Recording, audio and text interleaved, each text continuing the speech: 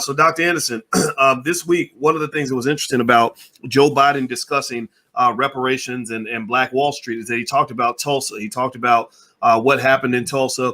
A lot of people are talking about it because it's the 100-year anniversary. He met with the survivors who are all over 100 years old. And there was a lot of conversation there. Now, my concern is that we're going to get caught up in the symbolism, that simply acknowledging what happened in Tulsa will be the same as doing what is necessary.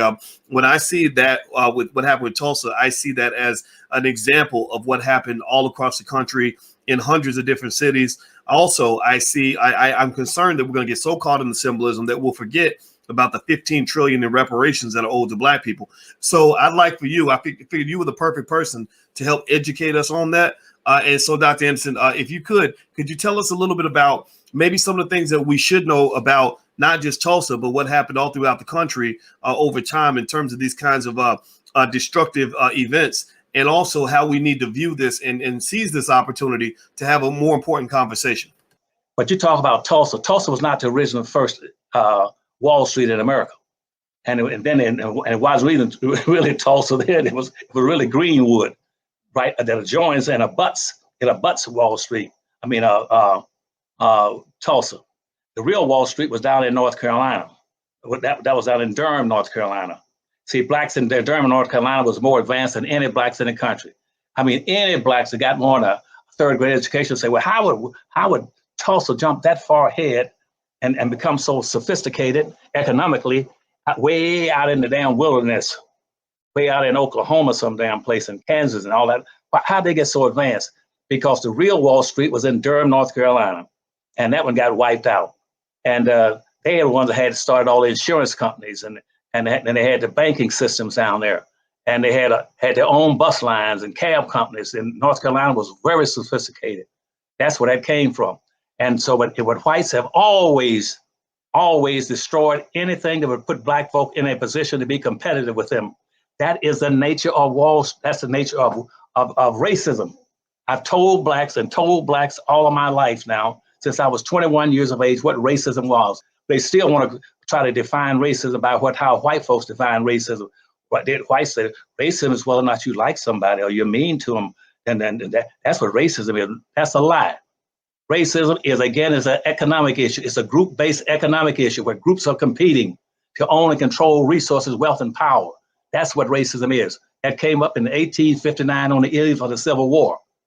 And a few Blacks have been profiting like Durham, and they said, we're going to get rid of that. We're going to get rid of Tulsa. And they went out and killed about 600 people in Tulsa and burned the whole damn city down. But it was not only the broad society, but also the little air aviation out there, almost like a National Guard. They also they dropped the bombs on the houses and burnt down the churches and buildings and everything. They did that there, but that's not the only place. They also burned down Wilmington, North Carolina, where Blacks were doing extremely well up in Wilmington, North Carolina. They burned out Wilmington. And then after they got to burn out Wilmington, then they went over and burned out a couple of places in Nashville where Black folk had big, broad communities, doing extremely well.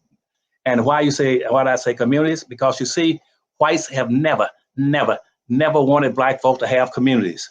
What they wanted to do was be isolated and be disorganized so they can come in, and whites can come in anytime they want them.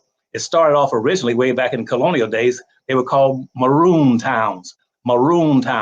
And Black folk would get away from white folk, go way out in the woods, way up in the mountains, any place, and build their own little communities and maroon towns. And whites would always go out for maroon hunting. Once or twice a year, they go out there looking for them and try to find where they are in the hills. And as soon as they find them, you know what they would do? They would kill them and burn them out. That was true all through history, whites. And so to make a long story short in that regard, this is very important for you to understand, particularly with the Congress, is that up until let me get the right date for you, until about 1940, up to about 1948, the late 1940s, that out of all the riots in America, of all the burnings and destruction of cities in America, Black folk had never burned down a city or town, never burnt down a white neighborhood, never burnt down a white community, have never. Only person been doing that is whites. Whites have been burning down towns now ever since the founding of slavery. And black folk don't know that. They let white, every time there's a disorder in a city, they say, all you black folk like to do is just burn down things at white's home. Yes, because that's what you've been doing. They learned it from you. And there's never been one damn place in this nation where black folk have initiated and conducted a riot or a major disorder and burned down the town. But as I said, I just named a few: Durham, Wilmington, Greenwood, and then in Nashville. Then they went within after, and also about 1921s and the early 1920s, they went to New York and burned down a whole big neighborhoods in New York and hung black folk from the telephone post. They killed off about 400 or 500 blacks up there. Then they did the same thing in Chicago. And then after they went that by 1923, they went down to Rosewood. Rosewood was down south of Florida, South Florida. They went down there because a white woman again claimed that she had been raped by a black man. And they went down there, the whites stormed down there because they knew black folk were disarmed, because they're always telling black folk, y'all shouldn't have any weapons. And that's what the black codes were about, and segregation, saying the only thing black folk could have was a rifle for hunting. They could not carry pistols and other weapons. And so they went down to Rosewood and they hung about 200 blacks down in the Rosewood and killed them off and ran most of them into the swamps. Then they finally chased them out and killed all those, and about a few survived that for Rosewood. But black folk now have been running from white folks, and white folks have been raiding, burning down black towns and black communities way beyond Tulsa. Tulsa was just one. So if you're gonna start talking about reparations, don't start telling me about reparations for Tulsa. What are you talking about? Some form of symbolism. Well, we're gonna go out and make it symbolic. We'll go out and have a march, we'll have a demonstration, we'll have a parade, we'll have bands playing. And by now it's too late. You know why? Because in Tulsa right now, or Greenwood, probably most of the damn land and buildings now belong to whites. What are you gonna do then? Go and put a bunch of money to further enrich them? That's ain't gonna help black folk. I don't ever see anybody saying this program is strictly and solely for black people to take up for all the wealth and all the pain, all the suffering, or for the lack of fact that we gave out over 2 billion acres of free land to European whites who were coming to this country to freeload. They came here specifically to get enrichment. And we gave them 2 billion acres of free land, but we would not give blacks 40 acres and a mule. There were over 300 places. I'm not including the maroon towns they burned out. Maroon town where black folk had built structures. Now last week, everybody was celebrating. Let's celebrate the Arlington Cemetery, because this is gonna be the day for that's a special day to remember those who gave their lives for the country. And we'll call it Memorial Day. That was not a Memorial Day. What they wiped out over there used to be a black called Freedom Village. That's what that was over there. It was called Freedom Village, and that was called Flag Day. Things they were doing for black folks to bury the soldiers who were killed in the Civil War. The Union soldiers, they had a cemetery over there, belonged to black folk in a black town. They wiped out Wall Street. Wall Street used to be a black community up in New York. They wiped that out. And now they put a big economic center up there called Wall Street. Every time they wipe black folk out and kill black folk, they said, what we're gonna need to do is do a study and give something that will just be symbolic and ceremonious. Now we wiped out Floyd, and by almost breaking his neck and suffocating him to death. Now, and we have a year ago, and now what should we do? Well, let's come up with a law that says we shouldn't do that anymore. That's what we should do. Why do black folks sit there and let people insult them and not do a damn thing for them? See, they didn't study all the white folks in the South after the Civil War was over. When they set up the Freedmen Bank for black folk, they put money and resources in there, saying the Freedmen Bank in the 1860s should have been taking care of black folk.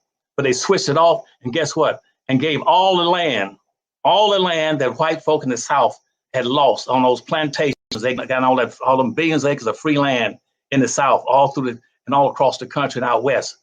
They didn't do a study saying let's have a 7-year study to see whether or not they're entitled to some reparations since they lost the war. No, they gave them back all the darn land. Then turned around and created a law called the Black Codes and all that, saying now we'll even give you back to black people. We'll reparate you all by not only giving you back all the land that you lost during the Civil War, we'll give you back all the blacks that you lost during the Civil War. And for white women said, well, we can help y'all keep these blacks in a hole.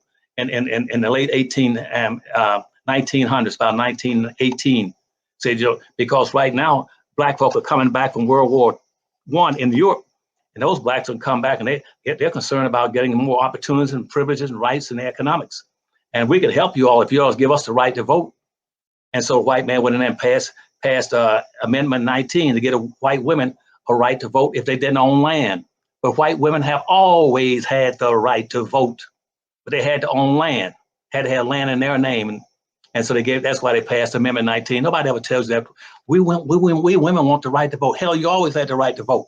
And the man that was owned everything that you were sleeping with and going to bed with, having babies for and cooking for, he owned every damn thing. You co-owned it, co-controlled it, co-influenced it, and inherited 100% of it. And she got reparations. Nobody did a study after World War II.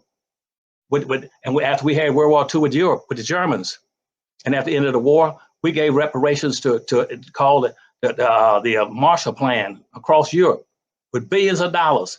Nobody did a study, Dr. Watkins, and now black folk talking about, well, we got to approve House Bill 40. We approved that in the House of Representatives. We might not be able to get it through the Senate, so we have to take a little while and slow it down and try to figure out how we can get it through. And this is now House Bill 40. That's an insult and a shame, even me talking about it. Set up a study of seven member, 3 representatives from the House, 3 from the Senate, and 1 from the damn White House to study whether or not blacks should get reparations. That is an insult. I see blacks all over the country, including some of the blacks in Congress, saying we should support House Bill 40, and so that we can get some reparations. But they're going to study it for about 7 or 8 years. Now, I got 6 damn college degrees, okay, in social economics, and I worked and earned those stuff. I've been studying economics and black racial issues for 40 or 50 years. Nobody asked me to do a damn study. So why in the world they got to study reparations for black folk? And then they also in World War II, here comes the Japanese. They bombed Japanese and dropped the damn atomic bombs on 2 or 3 cities. And guess what? They say we're going to give reparations to Japanese. Nobody said, but we don't need to do a study because we just bombed the hell out of them. And so they gave them, it was called a .4 program, gave Japan like $6 billion to repair Japan. And then nobody did a study. Nobody had to study that. And they gave reparations also to Cubans after they took over Cuba and Puerto Rico. Nobody studied that. Everybody's gotten reparations except black people. But every time you start talking about giving black folk some money, some economics for the pain and suffering and the damage and economic and educational inflictions you put on them, you always got to have a damn study. That is an insult. I wish a white person would come to me and ask me, what do you think about a damn study? After you go study your mama, don't come to me, ask me about a study.